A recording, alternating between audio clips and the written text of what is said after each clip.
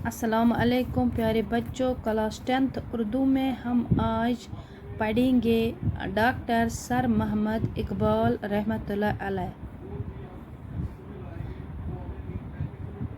प्यारे बच्चों, मोहम्मद इकबाल 9 नवंबर 1877 ईस्वी को सियालकोट में पैदा हुए।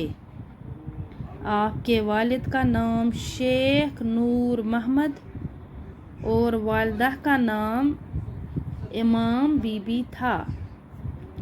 यानी अगर हम हालात ज़िंदगी देखेंगे डॉक्टर सर मोहम्मद इकबाल की या अल्लामा इकबाल की, वो तो शेख मोहम्मद इकबाल नाम है और इकबाल तखल्लुस था डॉक्टर सर मोहम्मद इकबाल का।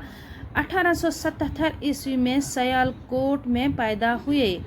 सियालकोट कहाँ पर है? पाकिस्तान में। 1877 ईस्वी में, ये याद रखना चाहिए।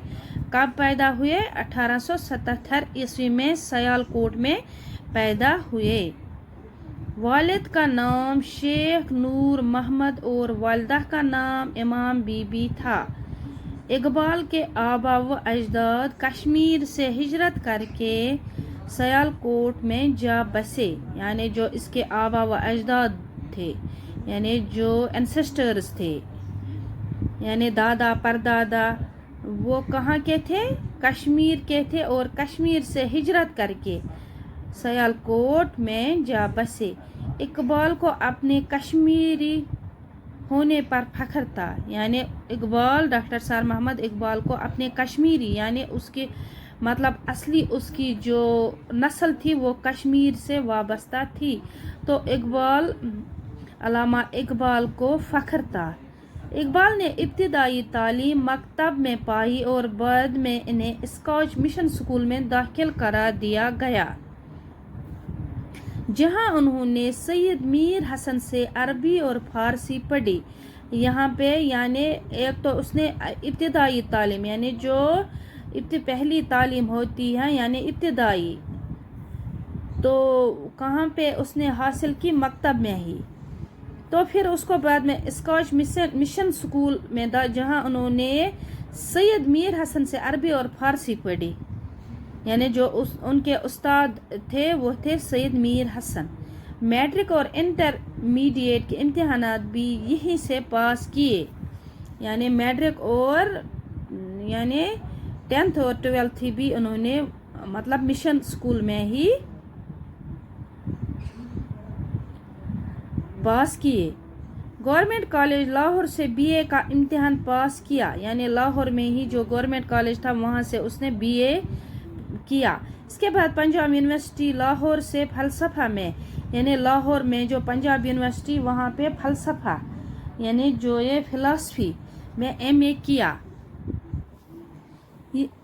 तो वहाँ पर भी ये अव्वल आए। और नीटल कॉलेज लाहौर में तारीख और फ़लसफ़ा के प्रोफेसर मुकर्रर हुए। यानी बचपन ही से डॉक्टर सर मोहम्मद इकबाल को मतलब बहुत ही ज़हीन थे, बहुत अक्लमंद थे। यानी हर एक मरहले में, हर एक मतलब हर एक इम्तिहान में वो अव्वल रहे। इसके बाद जब ये पीएचडी मतलब प्रोफेसर, इसके बाद पीएचडी और बैरिस्टरी की डिग्रियां जर्मनी और इंग्लैंड से हासिल की। यानी लाहौर से जर्मनी और इंग्लैंड वहाँ से हासिल की। यानी बैरिस्ट्री यानी लॉ पढ़ा उसने और पीएचडी यानी डॉक्टरी पढ़ी।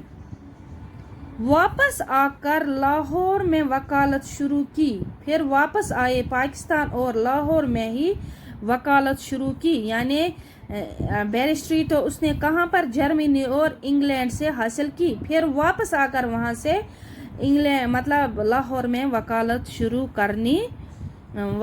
करनी शुरू की।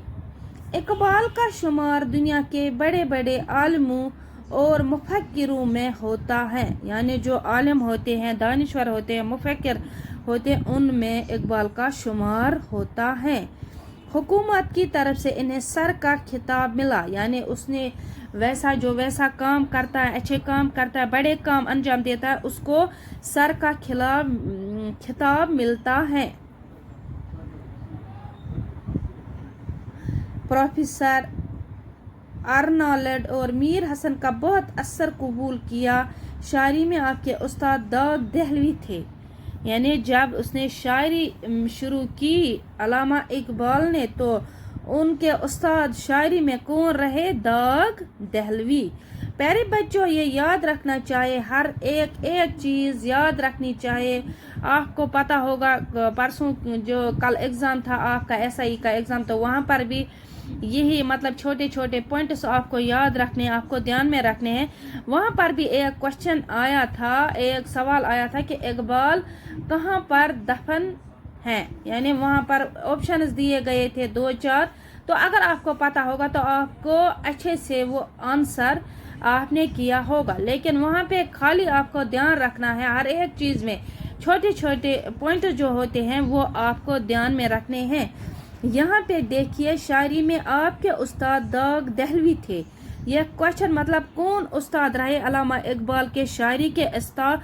शायरी में कौन थे अल्लामा इकबाल रहमतुल्लाह अलैह के उस्ताद? वो थे दाऊद दहलवी।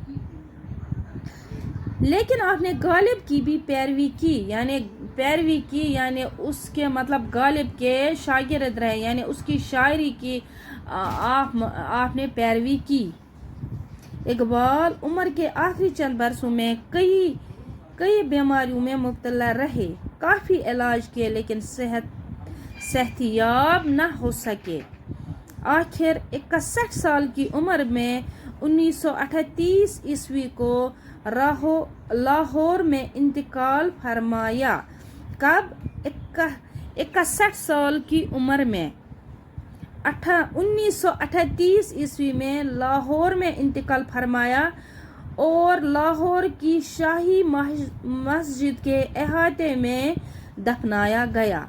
यानी सियालकोट में पैदा हुए और दफन हुए लाहौर में। यानी 1877 ईस्वी में पैदा हुए, 1938 ईस्वी में रहलत फरमाई अल्लामा इकबाल ने। कितने साल की उम्र में? 61 साल की उम्र में उसने रहलत फरमाई। प्यारे बच्चों, ये तो थी अल्लामा इकबाल की हालात ज़िंदगी के बारे में मालूमात। अब हम आगे भी और पढ़ेंगे इसकी मतलब अल्लामा इकबाल की नज़म निगारी या अदबी ख़यालात क्या थे या अदबी खिदमत क्या थी अल्लामा इकबाल रहमतुल्लाह अलैह की, वो हम पढ़ेंगे इंशाल्लाह दूसरे हिस्से में, दूसरे वीडियो में। तब तक के लिए अल्लाह हाफिज़।